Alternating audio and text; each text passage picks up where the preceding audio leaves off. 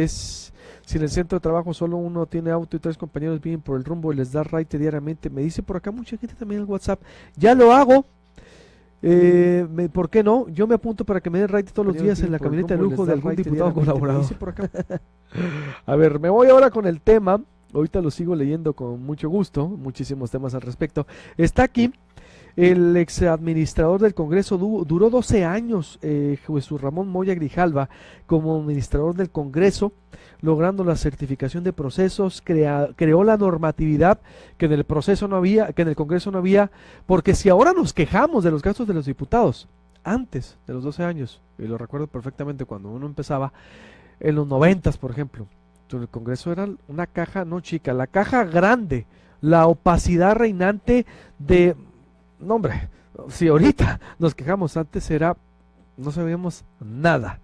Le tocó la implementación de la ley de transparencia, me acuerdo yo cuando estaba en el reportero y al imparcial, esa transición a pues una gran experiencia en todo lo que fue esa transición administrativa.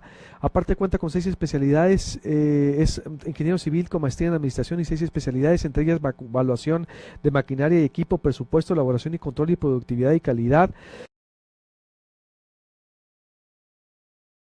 De estos 2003-2004. Estoy leyendo recopilación de Elvidia Ayala, nuestra reportera de Asuntos Especiales también, que ya no tuve tiempo de meterla, pero la información que está ahí en el proyecto puente.com.mx es de Elvidia Ayala.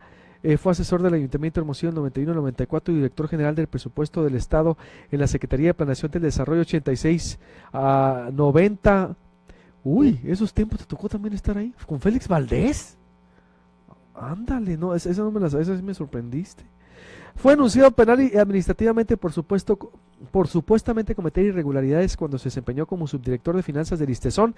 Sin embargo, en el 2001, el caso se anuló tras no encontrar pruebas en contra de Moya, dice Elvidia Ayala en la información que nos presenta. A ver, traes muy buen currículum, Moya, bienvenido, Jesús Moya. Muchas gracias, buenos días a todos. Pero... al ISAF, ¿para qué? Yo estoy muy desilusionado del ISAF. La verdad, una dependencia que me tocó, porque era la Contaduría Mayor de Hacienda, ¿verdad? Efectivamente. Y cambia el ISAF en el 2005.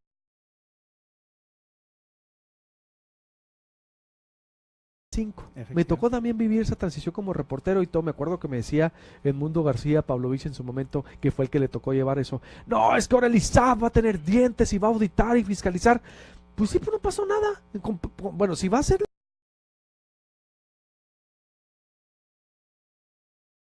Pero el andamiaje legal sobre el cual funcionaba, pues no se complementó, no se le permitió tener todas aquellas facultades de las cuales originalmente se pensaba el instituto iba a tener, ¿no? Sí le dieron la facultad para efecto de establecer responsabilidades y se establecen. Si ustedes abren la página oficial del ISAF, van a encontrar ahí una relación muy importante de responsabilidades establecidas a funcionarios tanto del gobierno del estado como de los municipios que están en proceso de solución, ¿sí? Lo que sucede es que hay que recordar que para que el ISAF pudiera actuar en ese momento, pues requería de soporte jurídico que le permitiera realizar las cosas, y si no lo tenía, entonces transferirla a la autoridad que sí tenía con esas facultades, en este caso la Procuraduría o la propia Secretaría de la Contraloría del Estado, la cual podía iniciar procesos. También el ISAF podía iniciar procesos, ¿sí? Ahí ya es una situación que dentro de esos expedientes habría que revisar el estado que tienen para poderle dar seguimiento. Pero las cosas cambian y han cambiado de una manera muy importante y radicalmente a partir de que el año pasado el Congreso de la Unión emite el Sistema Nacional Anticorrupción. Y eso establece plazos para que los estados del país se incorporen a este nuevo Sistema Nacional Anticorrupción, y precisamente el día de ayer el Congreso del Estado acaba de aprobar la ley estatal en la materia, ¿verdad? Que bajo la cual pudiéramos decir sí se homologa al Sistema Nacional y va a permitir esas actuaciones.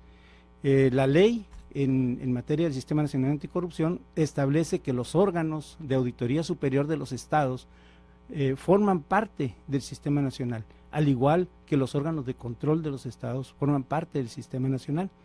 Y en los estados deberá de crearse el propio comité en materia de anticorrupción, integrado por el órgano superior, por la Contraloría, por organizaciones civiles y con una gran participación social. Eso va a permitir un esquema diferente. Ahora, estas modificaciones legales que se acaban de aprobar ayer, junto con la ley de fiscalización que también está en proceso de modificarse, ahora sí le van a dar al instituto todos los elementos de carácter legal para poder actuar en caso de encontrar actos indebidos de servidores públicos. ¿A poco sí? Ahora sí. Ahora sí, o sea, específicamente a partir de la aprobación de estas leyes, el instituto no solamente tiene los dientes, tiene la obligación de hacerlo.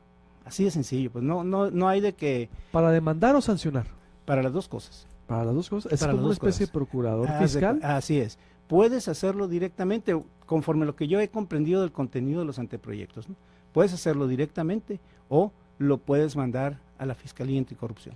¿A todos los niveles de gobierno? Todos. O sea, el ISAF actúa tanto en municipios, al Poder Ejecutivo, al Poder Legislativo, al Poder Judicial y a los órganos autónomos. ¿Y qué estuvo haciendo entonces 10 años el ISAF? Bueno, 12 años. Estuvo haciendo eso en función de las disposiciones jurídicas que tenía a la mano. ¿Limitadas? Sí, pues algunas de ellas limitadas, ¿verdad? Entonces, ahí está la circunstancia. Insisto, si tú entras a la página del ISAF, vas a encontrar una parte donde dice responsabilidades, y ahí vas a encontrar un listado increíble de expedientes que están vigentes, ¿verdad? Y que se están actuando sobre ellos. Sí, bueno, pero que creo que la omisión entonces fue de la Procuraduría en turno, por ejemplo, en su momento, o qué sería, porque no vimos nada más. Bueno, hasta ahí llegó. Exhibió, porque yo sí digo, auditó, documentó, supervisó, pero hasta ahí. Bueno, no hubo más allá de un castigo. Hay que pensar que todo lleva un proceso, pues, ¿sí? Y máxime ahora con el debido proceso que establecen las leyes, tú debes tener total seguridad de que lo que estás señalando tiene fundamento. O sea, no puedes actuar por supuestos, no puedes decir, es que me dijeron esto, no, debe haber total seguridad que lo que tú estás estableciendo como responsabilidad para un servidor público está totalmente fundamentado. Pero bueno, a ver, ¿tú qué propones? ¿Qué tipo de auditor va a ser Fernando Moya en tiempos del PRI?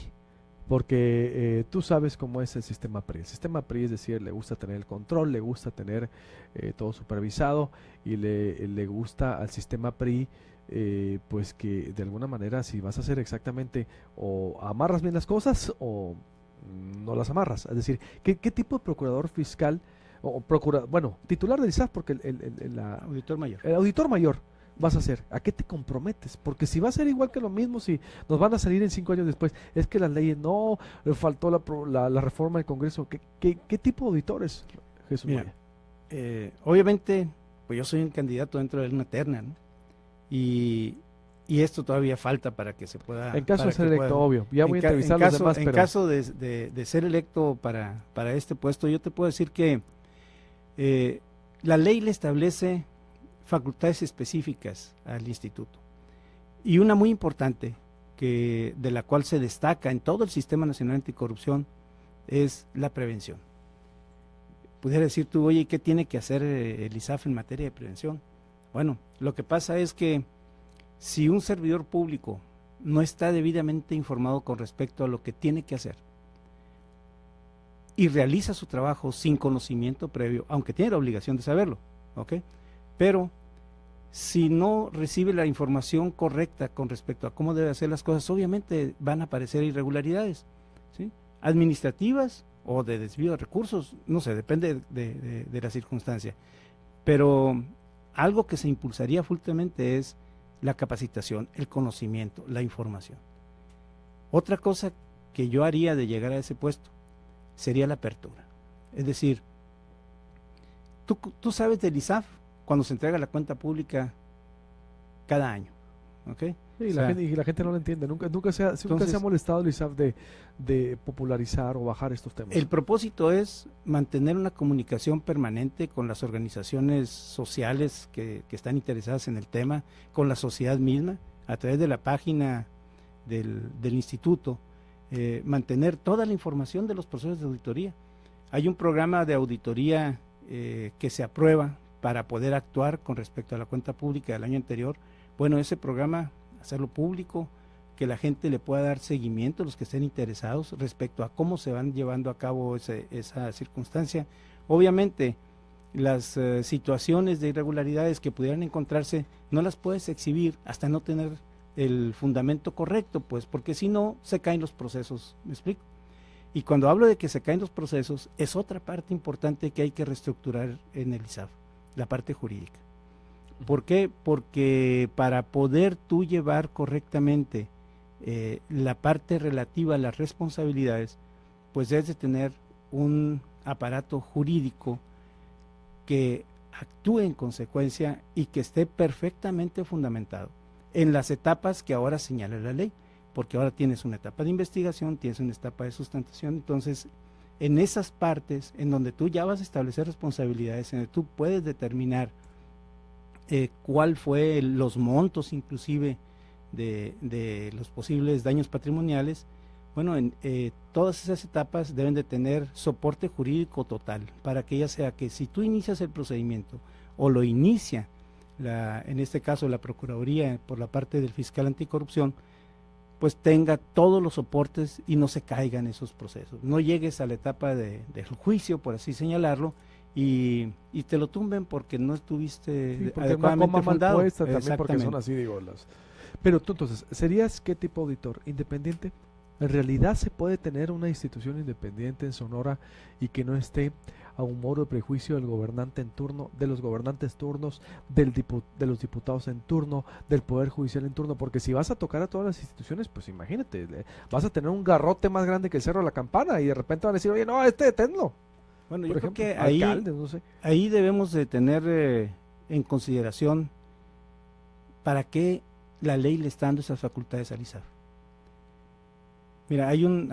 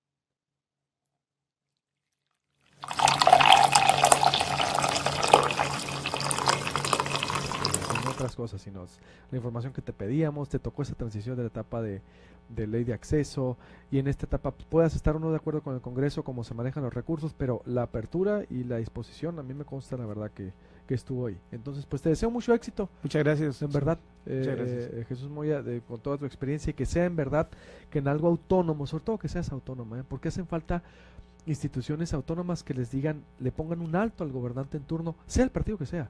¿Por cuántos años te elegirían, por ejemplo? La Constitución marca que la designación es por 7 años. Por 7 años. Así es. Sería muy bueno, insisto, para todos, porque urge instituciones o auditores independientes en esta era. Urgen contrapesos. Me faltó nombrarte ayer en el columna de Imparcial, sí es cierto, pero te voy a dedicar el contrapeso del ISAF. Muchas gracias. Éxito. Gracias, muy bien. Corte el análisis. ¿Qué debe ser el ISAF? Marco Antonio Andrade y Francisco Zavala. Este viernes 28 de abril,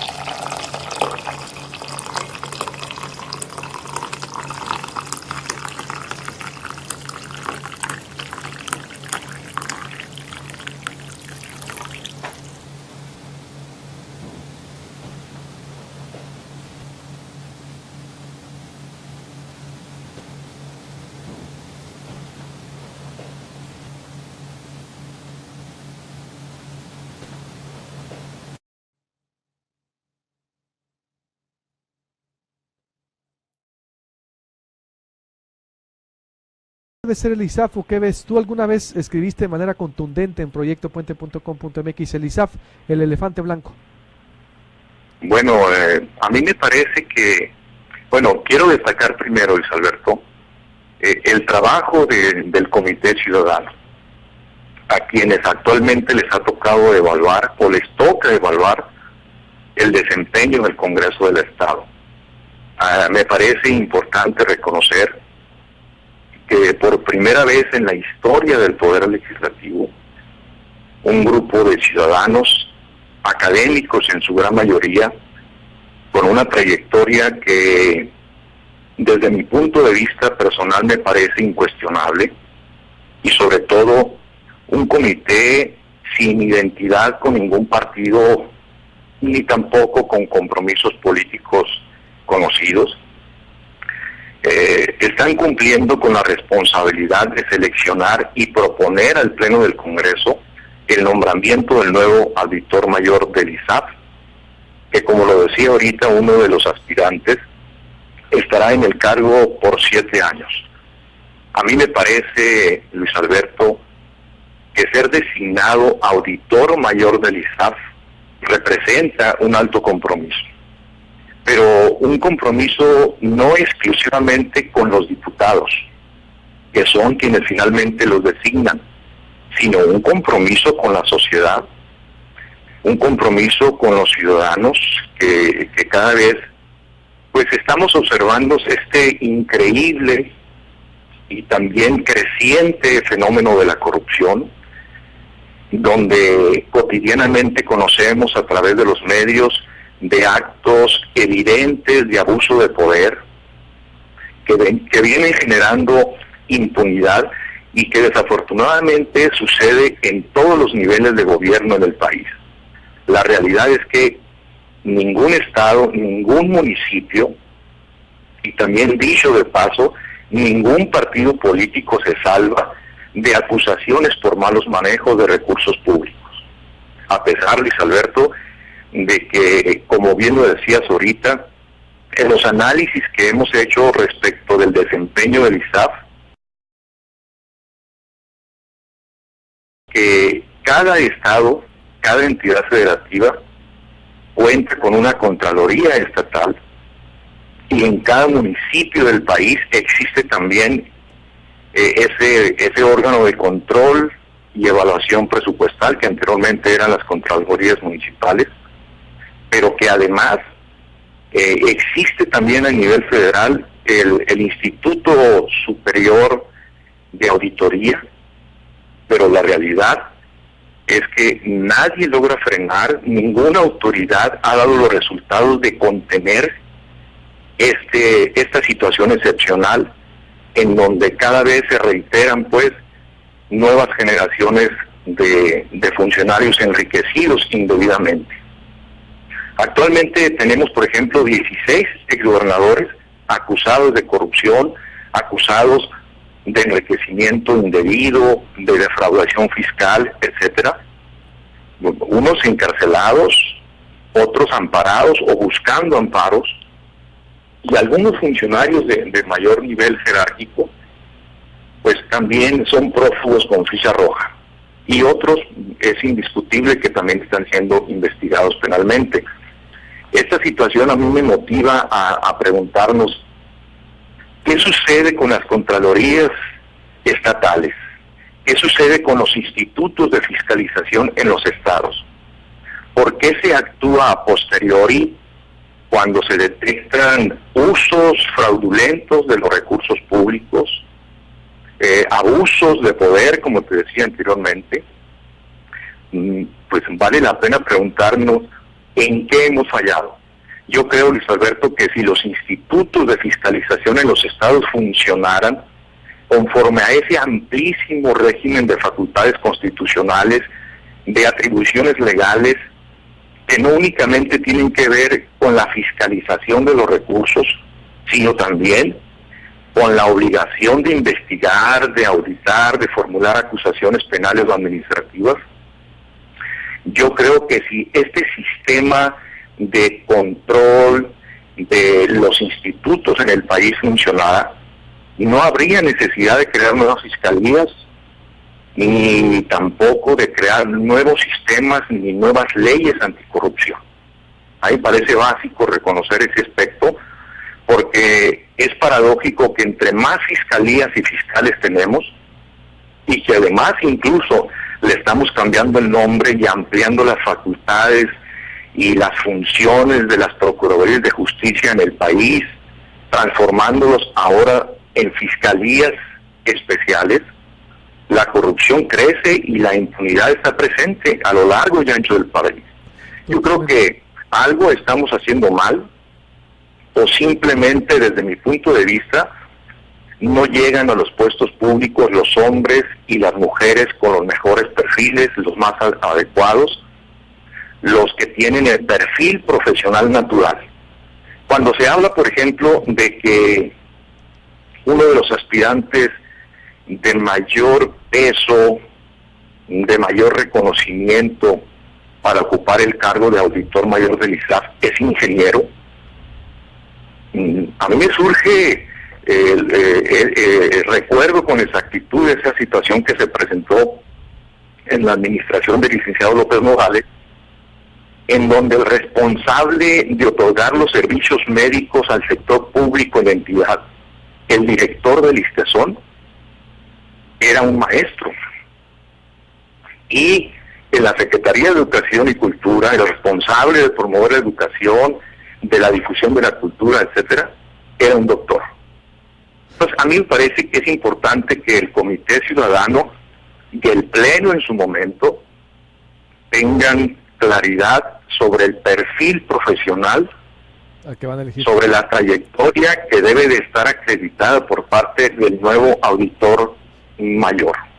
No es una valoración respecto de la condición o el estatus profesional de quien ahorita estuvo ahí contigo. Simplemente me parece que en la lógica de fortalecer al ISAF, de darle un nuevo perfil con un mayor sentido de autonomía, más eficaz, más creíble y también más confiable, se requiere un perfil profesional especializado y de más alto nivel. ¿Cómo ves, Francisco, lo que dice Marco Antonio? Sí, mira, Luis, a mí me gustaría primeramente comentarte de que todo este andamiaje jurídico de carácter constitucional pues deriva de una reforma a la Constitución Política Mexicana, ¿sí? Donde en este andamiaje se crea este Sistema Nacional Anticorrupción, que dentro de ese Sistema Nacional Anticorrupción le ordena a las entidades federativas, como el Estado de Sonora, crear sistemas estatales anticorrupción, ¿sí? No toda lo que hemos visto mediáticamente deriva o cae en lo que es la fiscalía, esta famosa Fiscalía Anticorrupción aquí en Sonora, sino son una serie de instituciones, ¿sí? Que el sistema estatal anticorrupción, lo que va a hacer el sistema estatal anticorrupción es coordinar a quién, al ISAF, al Tribunal de Justicia Administrativa, al propio Poder Judicial del Estado, ¿sí? A la Fiscalía, esta nueva Fiscalía que se nombre de tanto delitos electorales como Fiscalía Especializada Anticorrupción. Y son una serie, es todo un andamiaje de carácter constitucional y de carácter legal, que ahorita en el Congreso creo que sí ha hecho la tarea en este tema en particular. Yo creo que ahorita tú comentabas aquí en el aire que estabas desilusionado de todo el trabajo de años del ISAF. Yo me di la tarea de hacer un derecho comparado específicamente de un artículo que habla del ISAF, el artículo 67 de la Constitución Política de Sonora, y sí vemos a todas luces de cómo un órgano que antes pertenecía al Congreso del Estado, ahora es un órgano autónomo, ¿sí? Un órgano autónomo para efectos de que no solamente en cuanto a la rendición que exigirá a los poderes del Estado, a los ayuntamientos o a cualquier entidad pública, sino que aparte de esto hará, como decía ahorita uno de los aspirantes, implementará acciones de prevención anticorrupción y podrá interponer denuncias, ¿sí? Incluso el propio auditor mayor podrá a través de un organismo interno de imponer sanciones, ¿sí? Ahora también había mucha dependencia con una comisión de vigilancia al interior del Congreso del Estado. Bueno, se corta de una u otra manera ese cordón umbilical y le da más autonomía. ¿Para qué? Por ejemplo, para sancionar sin necesidad de una aprobación del Congreso a los organismos autónomos, los cuales por lo regular y base a historia pues no han sido sancionados, ¿no? Ya vemos cómo está la Comisión Estatal de Derechos Humanos y otros tipos de organismos, ¿no? Creo que es muy importante también el trabajo, como comentaba Marco ahorita, que ha hecho el Comité de Evaluación Legislativa. Creo que los 3 perfiles, yo me di la tarea de revisar vía internet los currículum de las tres personas, de nombre Patricia Eugenia Argüelles Canseco. Vi la experiencia que tiene, pues, tiene una experiencia en la Dirección General de Auditoría Gubernamental, en Contraloría, entre otros muchos cursos. Vi el nombre de José Otón Ramos Rodríguez, una vasta experiencia en materia de auditoría, incluso federal, y de Ramón Moya, también una vasta experiencia en el ámbito gubernamental de contabilidad, independientemente que es o no ingeniero, creo que cuenta con el perfil para la auditoría mayor. Creo que esto no se había dado, Luis. Creo que todo este endamiaje jurídico, todas estas reformas que se hicieron en materia de combate a la corrupción, ya van a estar las herramientas jurídicas para que los titulares de los órganos de gobierno o este tipo de organismos autónomos hagan ese trabajo, Luis, que nunca se ha hecho, de verdaderamente auditar.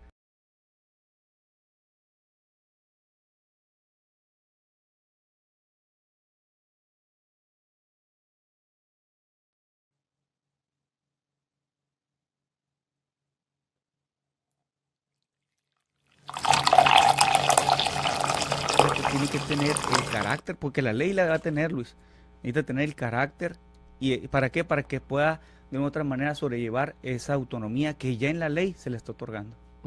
Entonces, ¿sí hay las condiciones legales para que sea? Hay las condiciones legales, creo yo, son bastantes reformas que se hicieron para dar las herramientas y los dientes al ISAF. Ya va a depender mucho, Luis, mucho, de la voluntad, va a depender obvio, ¿no? de la voluntad y el perfil y el carácter de la persona que se elija. ¿Cómo ves, Marco Antonio? ¿Qué tan independiente será el próximo auditor o auditora que elijan? Bueno, realmente siempre ha sido un mito la ausencia de facultades o los vacíos legales que existen en lo que tiene que ver con el régimen de facultades del ISAF. Con excepción de lo que mencionaba ahorita el maestro Zavala, que ahora ya el ISAF adquiere una atribución de autonomía plena para investigar y sancionar a los organismos autónomos que anteriormente no la tenía, ciertamente, porque dependía... Marco, se me atraviesa un corte, vuelvo contigo, por favor. Vuelvo contigo. Ok, muy bien. Tranquilo.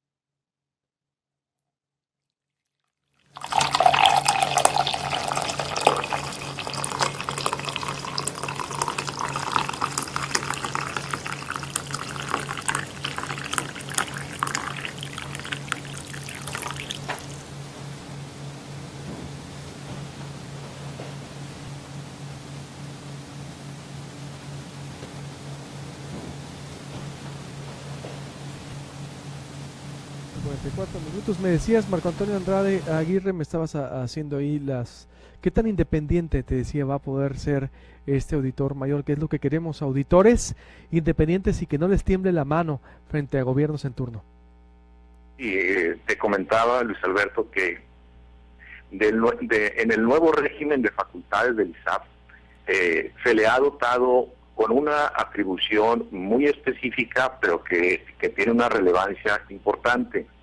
Anteriormente, el ISAF, para poder investigar, para poder revisar, para poder fiscalizar a uno de los organismos autónomos, o sea, de las entidades que no pertenecen a la administración pública directa, como es el Instituto Estatal Electoral, la Universidad de Sonora, el Tribunal Estatal Electoral, la Comisión Estatal de Derechos Humanos, etcétera, requería de un acuerdo previo por parte del Congreso, del Pleno del Congreso. Ahora ya no requiere de ese acuerdo, ya puede, como lo decía Zavala, en ejercicio de esa autonomía plena que le otorga la ley, ahora ya puede actuar directamente de oficio. Sin embargo, tenemos una realidad respecto del ISAF que poco se ha comentado.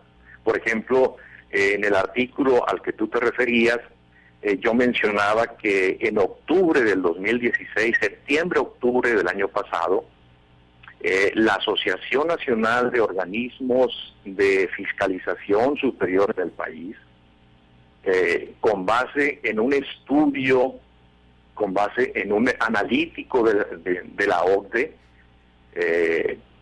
calificó reprobatoriamente el desempeño del ISAF.